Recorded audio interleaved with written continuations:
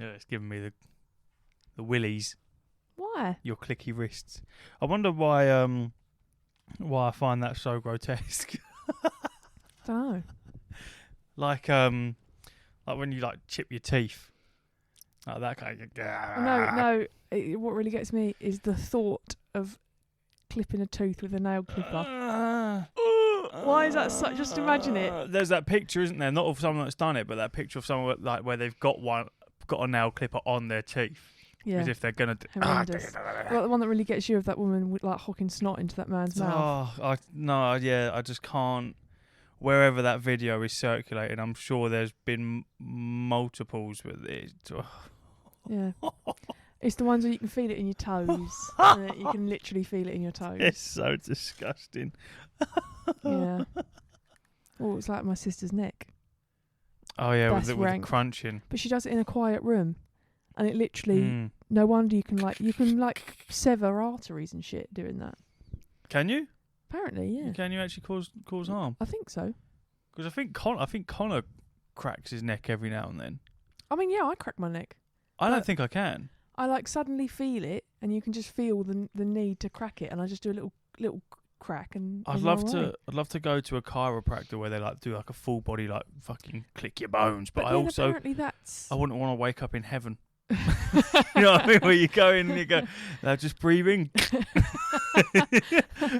What did you never move again? Yeah, if I come out as a vegetable. Apparently that's all bullshit. What is? Chiropractor is supposed to be all the cracking. Yeah. The relief is apparently it's either temporary or placebo, because you're releasing the fluid from the. Yeah, it's fluid and gases. Same as. But it's not. It was like, there we go. Yeah, clip but on the apparently knuckles. it's not actually there's no long-term benefit. There's no lasting benefit. Apparently. I remember for whether that's true or not. A long time when people would say that cracking your knuckles would give you arthritis, and then I think there were studies that showed it actually had no detrimental effect because of what we just said, where it's just gas escaping from your joints. It's nothing crazy. Yeah. Maybe it's the same for the.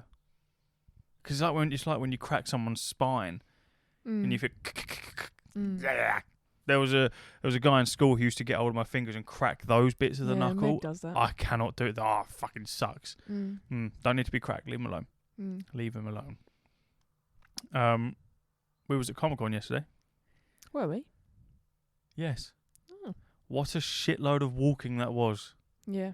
Just up and down the Excel Centre, up and down, up and down, up and down. And this year round, I didn't have a blocked nose, had no cold in sight, so I got to smell and taste it all. Fantastic. Yeah. Do you get what we meant now? When we was on the train, yeah, there was sweatiness on the train. When we was in the venue, I think I didn't really catch that much of it. Did you? Yeah, well, I'll give it. There was less. Because we obviously split up, didn't we? Yeah. We didn't spend any time together. Any of the day together. Instantly abandoned the second we got in there. Yeah. Yeah, thanks. Not intentionally, however... Mate, you literally turned around and went, we're splitting up now, bye. Yeah, but unintentionally. It's just one of those How things. is that it's just one of those unintentional? things. You had Meg. And that is I exactly mean? You what I enjoyed said to Meg. yourselves. I said to Meg, I know exactly what he'll do. He'll go, you had Meg. Yeah, but you did. And there it is on record. Yeah, but if you didn't have Meg, then we wouldn't have split up. No. So basically, you wouldn't, yeah. I wouldn't have just... You were able to shoulder away. the burden of hanging out with me onto Meg. It's not a burden at all. And However... You met up with me just to give me a donut that you couldn't be asked to carry anymore. And off you went. A donut that we bought you. Exactly. Spent like £5 on that donut. And then found you in the depths of sweatiness and said, here you go. Darling, here's a lovely Biscoff donut. Was it nice? You didn't like it, did you?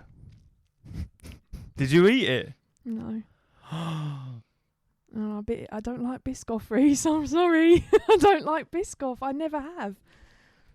I don't like. Luckily, Daryl paid for it, so it's fine. Thank you, Daryl. I appreciate. That's on Reese because I'm sure Daryl would have said. Not like Biscoff? I'm sure Daryl would have said which one does Steph like, and you would have gone, "Oh, get her the Biscoff one." I don't like it. I tried. I really did try to eat it, but when did you not like Biscoff? I like Lotus biscuits. Yeah, but I don't like. I don't like the spread, and I don't like the crumbled. I don't like crumbled. When do you ever see me eat biscuits? That's the point. Ever? I don't ever see you eat biscuits. No. Oh well, it is what it is. Next time round, I'll get you something else. Then. They only had 4 flavours, to be fair. It was like Galaxy, Biscoff, the Homer Simpson one, and then I think it was just like strawberry shortcake or some shit like that. So three flavours that you would like. Yeah. Oh well, it was successful. I had a good day. It was decent. Nowhere near as many Funko Pops as last year. It was almost like the universe knew I wasn't particularly looking for Funkos. That's funny. What, as in like ones that you were interested in, or booths? Because I probably saw the same amount of booths as I did in probably both, October. man. Like, we saw, because obviously we did multiple laps, so safe to say I think we saw everything. And yeah, I didn't feel that much of a heavy Funko Pop presence. There was one I walked over, not Funkos, but do you remember? I've got that Mickey Mouse T-shirt where it's like hand drawn. It was like done by, they did collaborations with artists and stuff. And there was a backpack at the same time, and I went for the T-shirt because obviously I have a heinous amount of bags. And it was there, and it was it was the same price as it was. It was 20 quid, which is what it ever was. And obviously they're fairly limited and sold out and long time ago. Anyway, I was sort of looking at it, I was saying to Meg, like, oh, there's that backpack. Well, fuck me. He appeared out of nowhere. Literally out of nowhere. Starts telling me this detailed history of the bag. Not even hearing me go, yeah, no, I know. And then I did slip in when he like finished the monologue of, yeah, I know I have the T-shirt. And he was like, yeah, I bought 2. I don't know why. And I was like, I think we all know why. You thought that they were going to be a lot of money, and now they're not. Yeah. And you cheeky cunt. Yeah, and I just went, well, I said, thank you, but I've got a lot. I won't. And there, I sort of came away, but there was a little bit of like, I don't know. I'm so curious to know like the percentage of. Sorry, my eyes are itchy. Like how much of it is a good deal and how much of it kind of isn't. Very, very difficult, isn't it? Because I was literally just thinking that like I was telling you, that person that was making those custom Funko Pops of Charizard and stuff, and they wanted 120 quid for this custom, because the Funko itself wasn't custom, it was what was inside the pop protector, and it was like a lighthouse and like a little bit of scenery, all fitted in a standard Funko box. And yeah, they wanted 120 quid. And it was Daryl that was looking at it, not with intention to buy, because obviously they didn't have a price on them, and then they come running over and they go, oh, do you like that, blah, blah, blah. And Daryl was like, yeah, how much is it? And I was 120. And when you're very good at being polite and not giving away, you're like, because some people would go, fuck right off. Yeah. Whereas I feel like we're quite good at going, oh, right, lovely. Like when we view when viewing all these houses, going, oh, that's lovely. We fucking hate it. Yeah. You live in a smelly dungeon. and happy for you. And Daryl was doing that. And yeah, we come away, and it like just so happens, obviously, I've got a custom Funko sat there. The fucking Breaking Bad one behind, and they're cheap. They're like 40 quid. So I showed him the page, and they also had Charizards on there, and I was like, "There's no way in hell that custom Funko's worth 120. Like, there's no way." And there was 2 of them, so they obviously made them with intent to sell. It wasn't like this is just like a one-off. I made this. Let's see if I can sell it, but price it high so that it doesn't sell type shit. And yeah, but on the flip side, I felt like there was also a lot of stuff where it was quite a lot cheaper than you would expect, like that Ring Wraith and the Kratos and Atreus. Now I know that the statues, I know that Atreus' bow was a bit bent out of shape, but nothing crazy. But that was only 45 quid, and the Ring Wraith was 50, and I thought that was quite good. And I believe they were custom made, or at least printed or whatever. No, I think they were. What, the God of War thing? Yeah. No, I don't think it weren't a licensed I don't know. Well, they weren't licensed because I'd looked on the underside of the Kratos one. It was like a blank. There was nothing on it. Oh, I'd be very surprised. I think they were. I don't know. Either way, not a bad price. So, very who's trying to scam you? And then it's difficult because, like, obviously this is yonks and yonks ago, but it wasn't that long after the game had come out. I paid like 30 quid for the Black Flag, that edition. You know, so it's a box. It was the Edward Kenway figurine. It was a steelbook, art cards, soundtrack. I can't remember if anything else on their map. And I remember getting it, being like, "Fuck yeah, now it was well cheap." But then I don't know what. I'll never know why because I didn't really clock at the time. But so I'm really sorry. I know no one can see this, but for some reason it's like every time I talk, my eyes so itchy.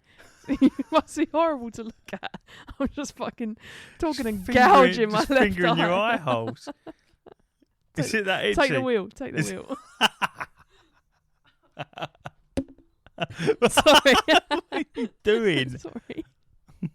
Fucking hell. Carry on talking. The D&D shit was fucking everywhere. I have no idea what was going on this time around. There was so much shit, and Connor was saying that last year they had a lot of panels and shit that were like D&D, and he was saying that they had barely any D&D stuff that was. I can't. You look so. I'm trying to talk to you, and you look like you want to die. I'm sorry. I'm sorry. How am I supposed to engage with It's that? pollen season. I'm listening. Everybody's listening. Everybody's listening. Why is your eye on the wall? Did you rubbed it too much? For fuck's sake. It's like So your face was melting. Great. There wasn't as much. He's saying there wasn't as much D&D this time. No, Connor was saying that last year they had like loads of D&D people They there. had a fucking you could live do it, couldn't you? Yeah. It was like not a maze, but like a arena thing. And in terms of merch and shit like that, they had barely anything. He said they had like one stall of Misty Mountain and sort of like that was it. Whereas this time round, and there was like 3 stalls, maybe 4 of Misty Mountain, and then there's shitload of D&D stalls scattered throughout. Like you could not move for dice. Paralysis of choice was definitely hitting us because obviously Connor's already got shitloads of dice, but he's always on the lookout. Whereas me and Daryl don't. So I knew that like I was going in with the idea that I would like to have got some D&D dice out of it, and then being met with just fucking. You remember when you first go that fucking eye? You remember when you remember when we first stepped into Nerd Base and you are just done in with choice because there's just so much to look at. Yeah. And you're like, on one hand, you don't want to miss miss something, but on the same hand, like you can't conceive how you're going to look at everything. Yeah. And that's basically what it was like. So I knew I wanted some dice. Here's a shelf of maybe 100 different dice. Of 100 different dice. Ooh. And there was just so much variety. Like, so much. And then you got the fucking material. I swear to fuck. What are you doing? It's going to be awful to listen to. What are you doing? I'm so sorry. So itchy. This is... It's going to be so boring. Go on. This is why, I don't know if it's better or worse that you don't film it, to be honest, because at least it would make sense why you're just randomly pissing yourself because I'm so hideous to look at. No. I'll just leave my glasses off. It's fine. As you were. Right, go on. You can't see fuck all, No, can you? Okay. but it's nicer with them off. Right, go on. So obviously you've got like solid metal dice and then you've got ones that are made out of aluminium. For some reason, Daryl fucking, they caught his eye. aircraft grade aluminium fucking so random, dice, isn't it? and they were like 90 odd quid for a set of dice, and we were looking at them and like he was holding them and shit, and obviously they're very light and woohoo, but they're aluminium dice, whether they're aircraft grade or not, But they're the going to one- be fucking light. But I was like, what we were trying to work out what purpose that serves. Why do we need to make them aircraft grade? Well, I mean, durable. I suppose you know that they're going to be But durable or D&D quality. I guess. D&D is not that intense. I was like, there's no need. It's just like that was obviously like gimmick type shit, Well, almost like titanium dice. and the ones he did get were quite heavy. When I held Yeah, the because we box, they got were quite heavy. because we got solid metal ones. Because the heavier ones, they feel very nice. I don't know how to describe it. It just they feel like they roll a lot better. Well, it would make sense that they do. Because you imagine if you had something that was like, I don't know, like 3D printing. I always find that when you hold something that's 3D printed and you think it's going to be heavy and it ends up being so light, I feel like there's that Cheapness. Yeah, rightly or wrongly, I feel like we all associate cheap with light. Unless it And- says and- aircraft grade in front of it. Yeah, and exactly Mm. that kind of thing where you feel something that's weighty, you feel like, oh yeah, I've got a good deal on that one because it's heavy, which obviously isn't always the case, but Well, that's how it was. it's probably because it's like that innate thing of like gold. Gold is heavy. That kind of, weighty. yeah.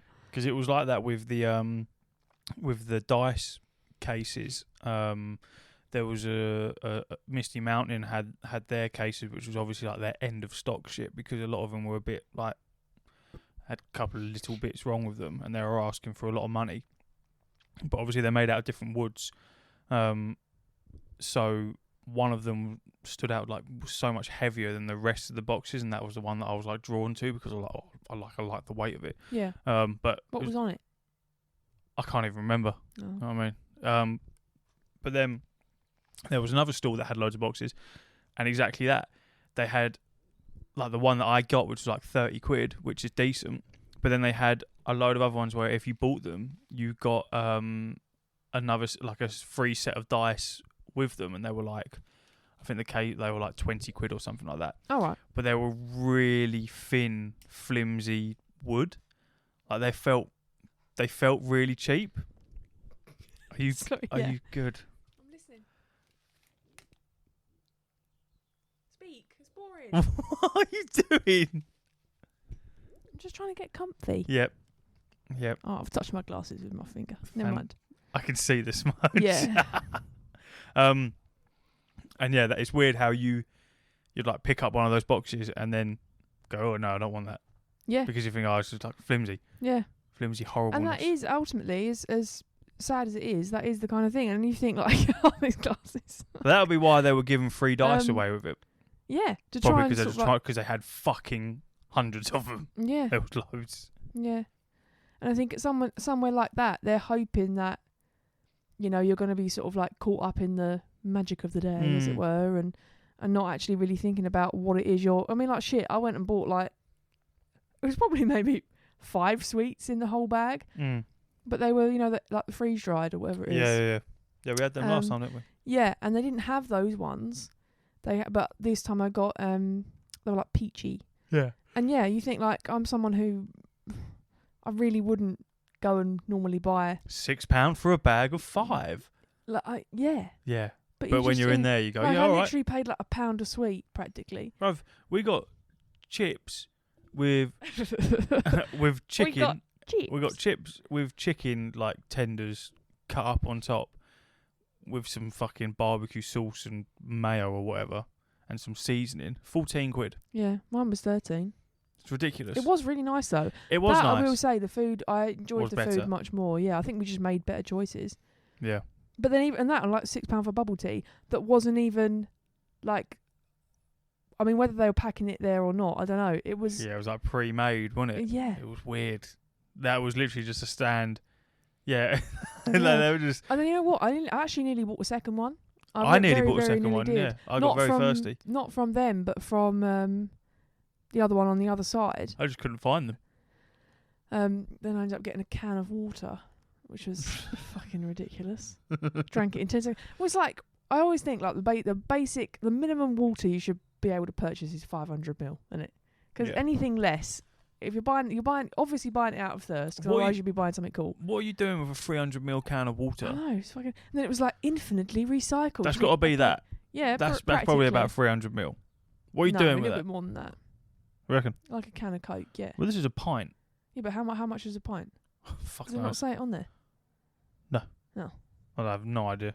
Anyway, and then I did get some Ramoon. Or how do you say that? I don't know. Ramoon. What is it? It's a glass bottle with a little glass ball, and then you push it down, and it like makes it fizzy. I don't know. It's Japanese. I don't know. But I pretty much only got it because it was £2. I was like, wow, a cheap beverage, yeah. But yeah, God. Did you hear the bit where they're like chanting and screaming? Did you go and see what that was? No, I didn't see any sort of fan interaction shit. Oh. Did you see any of the panels? No. I walked past and saw like the forehead of the girl who voiced Zelda, the lady. Well, where we kept walking around the stages and stuff like that. I don't really know what was going on with the panels. I never looked at the itinerary though, so I was purely going because it's Comic Con. Like I wasn't going because there's a specific aspect that I really wanted to see. So I wasn't originally interested in looking beforehand to see what exactly was going on. I just knew that there would be things that I could buy, and that was that. So the panels that we would walk past, there'd be like 20 people sat there. What, are you talking about the little ones, not the main stage? Yeah, just the little one. In. I didn't even fucking... Oh, yeah, the main stage is blocked. That's why I didn't see the main stage, because, yeah, you can't fucking get in there. Fuck knows what went on there. Even the signings, the Zelda stuff was there. Didn't see any of the signing. And the Ted Lasso panel. Shit. What do you mean? It was on the back wall. Was there people signing stuff? Yeah. God, I really weren't paying attention to any of that. It's terrible. Yeah, I walked past. I saw names I recognised, but they weren't out yet. They weren't sat there. People were just queuing. Apart from I think her name's Patricia Somerset, who voiced Zelda in Breath of the Wild and Tears. Then the guy who wrote Skullduggery Pleasant, we walked past him. He was on the Forbidden Planet signing thing, and then I did catch. I nearly actually walked through the front of. Like in between them sat on couches with microphones and the people in the chairs. Great. Meg steered me away. Great. Because for some reason, I think it's just because there's so much to look at. It felt like illegal to just look where you were going. I was just constantly looking either side of me because I didn't want to miss anything, forgetting that actually like you were also moving forwards. Mm-hmm. Mm-hmm. Which was a wild ride. But yeah. And I mean, I was surprised actually at how many of the same people I saw, like in the Artist Alley bit. I mean, good for them. Yeah. And I did actually, there was one, the print that I really wanted last time, but convinced myself not to get. I did then get this time, which was nice. But we were walking through the Artist Alley, and we maybe went down like 5, maybe 6 aisles of looking at stuff, and nothing was standing out, and we were like, oh, this is a bit shit. And then we all sort of stopped and looked at each other and went, we all was like, does it all look the same to you? Yeah, me and Meg said that at one point. And we was like, yeah, like this all looks the same, even though it's different art. But a lot of it was the same art. That's the problem. Yeah. A lot of it was like literally. When we walked past the lady who did the goat and the fox. They were. Yeah. And I was like, I appreciate. Okay, like what was it I said to Meg? I just said like, it's not been that long, but it's been long enough that you should have like, okay, fine, bring your popular prints if they sell well and whatever, by all means, because the crossover of people that went in October and went this time, you know, what would you say, maybe 40%, maybe even 60%, but still you're going to get new people or people like you say, like I just said, a print that I didn't buy last time went and got this time. Connor went back to the same lady. Yeah. He's seen her, recognised pieces, and then gone, oh, yep. You're the lady, that kind of thing. So I do get it, but yeah, unfortunately, it does kind of have that similar thing of, like it did feel a little bit more samey, perhaps. But still, it was the very, colour very good. scheme of everything as well. Everything was following the same shades of blues and pinks. Yeah. I found it was Yeah. just very like because it was fine. None of it was bad. I don't think it was just that we at the time nothing was standing out to us that we were really looking at like Daryl's got is it a lunchbox or something at work where he put stickers on it, so he was kept buying and kept looking at stickers and shit like that. And obviously Connor's looking for like prints and cool artwork, and then same with myself as we were last year. And yeah, there was just nothing that was jumping out. But we were more than happy to like just continue walking the routes rather than just going like getting halfway through everything and going, this is a bit waff, let's just leave it, because we knew at some point fucking something must pop out. And I did find that you'd go back and you go, shit, have I been down here? Yes, and exactly what we were doing. Yeah, it was basically, it's almost like if there were 5 or 6 people around that bit when you walked down it, you just didn't see it at all. Because the first, I think one of the first booths that I went to when we got in there was a guy with all these canvases, and there was like a lot of Elden Ring canvases, Edge Runners. There was the map of Middle Earth, and then there was Skyrim, and like, some cool canvases. Didn't even see that. And I was chatting to him for a while because he was like, oh, you a fan of Lord of the Rings? And I was like, oh boy. So I was chatting to him about all of that, and then I was like, oh, what do you think of the Riders of Rohirrim and then the Hunt for Gollum? And he had no idea what the Hunt for Gollum was. So I was talking to him about that, and then we were fucking bouncing lore back and forth and shit like that. And I said to him, I was like, I've only just got here. I was like, I'm going to do a couple of laps. I'll come back and look at these canvases because I like them. Took fucking forever to find him. Forever. I'd say easily the last maybe 45 minutes that we were walking around was purely to find this fucking stall. Which one was it? I have no idea. Well, you didn't get anything? No, because we found it, and then I was like, nah, you're right. Oh. Found it, I went, nah, you're right. Went over to Misty Mountain, had a look at some other shit, and then I was like, nope, I'm not getting a case from these lot. Let's go to the other stall where the cheaper cases were. And then on our way over there, I found another stall that was selling the exact same fucking canvases that I'd found this morning. Oh. So I was like, well, that's a bit cheeky. You got one stall that's selling those canvases, and then you got another stall further down that's selling the exact same inventory. Shit. I don't know whether they were the same stall split Could have into been. two, or... But even then, I find that a bit dubious, because obviously people, they have to apply to have a stall. Yeah. And I don't know if they have to pay a fee. Don't know. They must have to pay something, otherwise the venue makes no money off of them. There must be something that they have to give. So it's like, if you've got a big old list of people that are trying to get in there, seems a bit odd that you would be able to get more than one stall but then again, Misty Mountain had like 3 or 4 fucking, but they're obviously a lot bigger. Yeah. There was one girl, and I felt for her because she was right in the fucking corner of the like left half, and I think it was just like rugs. It was like something rugs, and you like kind of right out the way, but she just looked so fed up, and that's what I find quite difficult. Like, I don't know if I'd be brave enough to do it. I feel like you have to be quite brave to do it. Like, to have people, like, can you imagine if people look up and go, oh, I'm not paying that, or like walk away? I feel like because when you walk down Artist Alley, I don't know if that's what it's called, but yeah, when you go down there and you do see the people that there's no one around their stall, and they do look a bit sad, it wants me to go over to them and just spend some fucking money, just find something I like and go, fucking have that. Yeah. And it was the writer's bit was hard to walk through. Yeah. It was like, because there was obviously quite a few people that were in that sort of situation, and there was just like nothing on their stalls that I was remotely interested in. So I was fucking, and you almost feel like you don't want to make eye contact with those people, but at the same time you don't want to be rude and act like they're fucking aliens. But I know what you mean.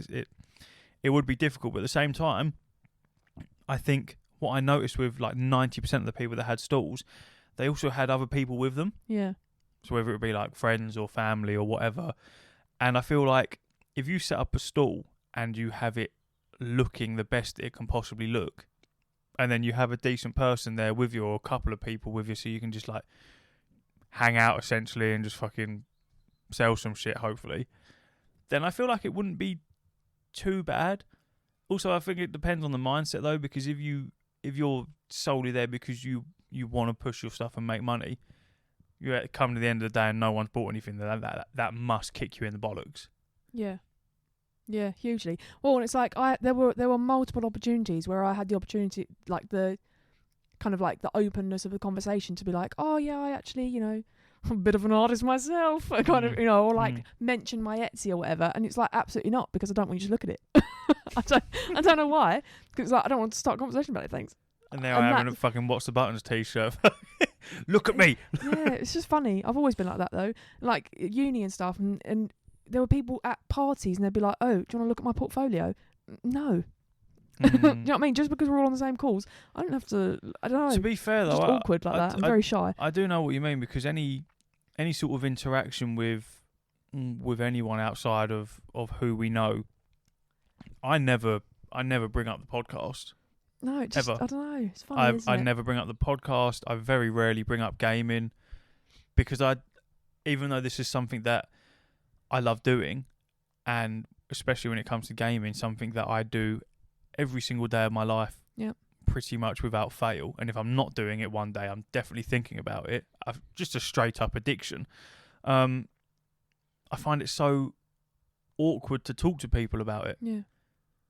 Which again is ironic, because there's a whole fucking podcast based around talking about gaming. Like I just thought, like when we was on the train heading back last night, there was a group of lads behind us, and I think they were just like young adults, probably like really early 20s, and I could hear them reading the back of the t-shirt. Actually, yeah, and talking about What's the Buttons, and a part of me was like, what was that on the DLR? Yeah. Part of me was like, I'll spin around and like have a chat with them, because they're obviously fucking questioning, because obviously the t-shirts don't say podcast on them, they just say What's the Buttons. So it's kind of left to like the fact that we're sat there holding microphones, and maybe it's podcast. Or I'm pretty sure if you just Google it now, I think it does come up. And yeah, a little bit of me was like, I'd like turn around and like have a little chat, but at the same time I was paralysed, because I was like, no. Why didn't you say anything to me? Because I don't know. I didn't hear him. Yeah, I don't know why, because obviously we wear those t-shirts to those events on purpose, so that fucking free advertisement, why not, so more people can hopefully see the podcast. And yet the idea of talking to a bunch of people about it, scary, because I don't know what to say. Yep. Because on one end, I don't want to suck my own cock with it. You want to look at this podcast, blah, blah. But at the same time, I want to be proud of it at the same, like, you know what I mean? Yeah. I'm proud of it, but I also don't want to seem like a dickhead and a douchebag talking about it like it's the best thing in the world. Yeah. Yeah. Which finding that, like, I always find that if I'm explaining something, talking about something that I do or I've done or whatever, I always tend to go for like self-depreciating. Like, but I start going, yeah, it's really great, and by the end I'm like, and it's shit, and ultimately you set it on fire because it's horrible. Like you can't help it. It's so odd, isn't it? I think it just comes from insecurity, really. Yeah, because I think it's a you don't want, like you just said, you don't want to come off as blowing up your own arse. Yeah, where I feel like, but then it's not. I feel like sometimes if your demeanor's right, then I feel like you can get away with that. And if you do it right, it comes off as just confidence rather than egotistical. Yeah. Which maybe we should just work on that. Yeah. We'll get a stall set up for. I don't even know what you would do. Like, if you as Barry and Billy were to set up a stall at Comic Con, what sort of inventory do you have to have on hand? Well, like stock levels, or you mean? Yeah, because you think, so what? So you would have to do a shit ton of bookmarks, have a load of prints knocking around. You'd have to come up with more artwork to fill out the gaps, and then you got to backlog all of that. Yeah. Like, because these are just independent artists, and like they must do a shitload of prep work. Well, yeah, and that's the thing. I think they're probably, like Meg was saying. She was saying, like, I wonder when you apply, do you have to, sort of like give over your social media so that they can see what kind of following you have or don't have? Yeah. And I said, I don't know. Like, it kind of makes sense. I said there must be some sort of like credibility check. You must have to, like, I don't know, proof of stock, or like maybe submit 20 artworks or something like that. I don't know, because there has to be some sort of like minimum to check that you're not just going to turn up and have 3 things to sell and then be sold out for 2 days and be taking up the space. I don't know. Or does there? Because I feel like I remember from last year when I was talking to a couple of people in the stalls that because obviously we can look it up.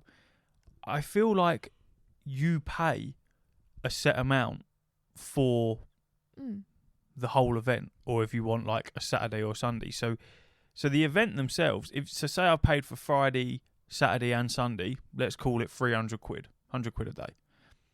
Well, regardless of how much stock I bring, the venue's made 300 quid. They're going to make 300 quid regardless if I bring a lump of dog shit or I bring all my inventory. But much like when you're in a shop, you wouldn't look at that booth and go, God, like, let's say, I don't know, maybe like 15 booths were absolute dog shit. You're not going to go, those booths were dog shit. You're going to go, Comic Con was dog shit. Yeah, I suppose. So I think they do probably care more than just that, because it is their reputation on the line. Or if they do something and they're rude, or they're, I don't know, they cause a problem, you're not going to, as a, or like, let's say the average consumer, the average visitor, is going to blame Comic Con for that, not that person. Yeah. It's like that group mentality thing. So I think there must be some sort of vetting that goes on. Yeah. Because otherwise, as well, you'd just get like the dropship people that just bring in any old shit. Like there was a lot of that stuff, unless they were someone like Forbidden Planet or, I don't know, Uniqlo was there and whatever. It was predominantly handmade stuff in the artist bit. It wasn't, there was some that did sort of take the piss, like the elf ears. Yeah. Being 15 to 20 quid. Well, the canvases that I see, they weren't hand. They've just been printed and they've got fucking loads of them knocking around. Yeah. They were nice, but they weren't anything special. So I feel like that you have to be involved in who you're getting in to stop it taking over. There must be a subreddit about it, like the requirements for being a vendor on. Yeah, but I always feel like Reddit gives you a better user interaction rather than Googling it. I don't know, maybe. Because I feel like Reddit, you hear it from the source, from the people themselves. Yeah, it's a bit more obvious, I suppose. Rather than fucking some website that's obviously going to say good things. And I'd love to know, because I would imagine that the queues and everything to get, or the list to get to become a vendor for Comic Con must be like a year in advance type shit. I'm not sure, because there was a girl I was speaking to, the one who drew Meg's portrait. She's done the last 6, and she said, I've put in for October, but I'm not sure if I'll get it yet. Because she said, like, obviously I'm not sure if they're going to turn around and say sort of like, hey, we're going to give someone else a chance. Yeah, you're taking the piss now. But then 7 times in a row. But then I saw loads of people that were there in October. Loads. Yeah. Such an interesting event for that kind of stuff. Because it is almost a backbone of it. Because those artists, like, they take up a big old chunk of Comic Con. Yeah, I preferred the right side to the left side. I found the left side, I couldn't work out what the fuck I was walking around, really. Yeah, agreed. That's what we thought. I don't know why. It just was odd. That layout is odd as well. Yeah. What was the side with Bandai Namco on it? Yeah, the left that side. Yeah. It just felt empty. There was something odd about it. Yeah. Yeah. I was disappointed with the Elden Ring stand. It was just a fucking board, wasn't it? It was the board showing the trailer. Yeah. I thought there'd be something else involved, man. Bit of spice. something, but there wasn't any spice. No. Just a little bit of hype, but you're just hyping with the trailer on fucking repeat. But still a very good day. Yeah. Very, very good day. It was. We'll probably go in October, won't we? Yeah. I feel like going in October. It's just one of those where it's quite close as well. Like it's not exactly difficult for us to get to, really. No, it's not bad. So and I don't think it's that expensive to get in either. No. I don't think it's that bad. What was our tickets like? 32 quid, 34 quid a person, some shit like that. Yeah, we got that slight discount, I think. So yeah, which I don't think is that bad. And Sunday was definitely an easier one to get into because we just walked fucking straight in. But I would be interested to see from a vendor side of things what it's like on the Friday and Saturday, because obviously that's where they've got most of their shit. Well, we did Saturday in October. So maybe this October we'll do Friday. Oh. Yeah, why not? I wonder if you could get away with doing a podcast there. I wonder if you could set up a table. Yeah. Because it wouldn't take that much. But what would you do? Stand there fucking chatting. Yeah. No, it's good. It's I always feel like having been to like, I suppose free Comic Cons now. I'll count the Star Wars Celebration as a con. They've always got something that caters for everyone there, like with the Bandai Namco section. Obviously, that you could play video games there. They had like the arcade set up and everything like that. I would love to know how many people just stayed there. Yeah. Just stayed there fucking playing all of that. Because the people that I saw that were playing that shit, they were fucking glued to those screens. Fuck me. Yeah. Nerds. And I can sort of see, like, I kind of wish I'd gone when I was younger, because I imagine it's the sort of thing that you would just, if you did like all 3 days, you would go a bit slower, like, and you wouldn't necessarily like, walk around things. You might just spend an afternoon sat catching up with people or meeting new friends and stuff. Yeah, because we were there from pretty much beginning to end. Yeah. And I don't feel like there was a point at all throughout the day where, like, if we weren't pacing the way that we were, then we wouldn't have seen everything. No, exactly. So yeah, but I also don't think I could do 3 days. No, you wouldn't do 3 days arduous. of the same. No, and it'd be expensive as well, even just keeping yourself fed and watered. Yeah, fucking hell. But I don't actually know the rules on food. If you could bring in something, I don't know. Of course you can. Oh, yeah, there you go. Because you can bring in water and things like that. Oh, right. Or at least Daryl did, because they searched his bag, didn't they? He was like, I've just got a fucking bottle of water in there. Yeah. I would imagine you can bring food in. You're not. It surely can't be like that. It's something that I didn't even bother checking. I just didn't. Yeah. I knew I was going to buy food, so I didn't really. But it's the same as if you wanted to get something signed there, I feel like you'd have to do 2 days. Because some of those queues, especially from like last year, 7 hours. And that's perhaps where, if you were someone who was doing panels and sign-ins and this, that and the other, you would then get more of a benefit out of the 3 days. Because you might get someone that's only there on the Friday, someone's only there on the Sunday. Yeah, you get a weekend pass or something like that. Like the different sort of, I don't believe that there was panels that were the same every day.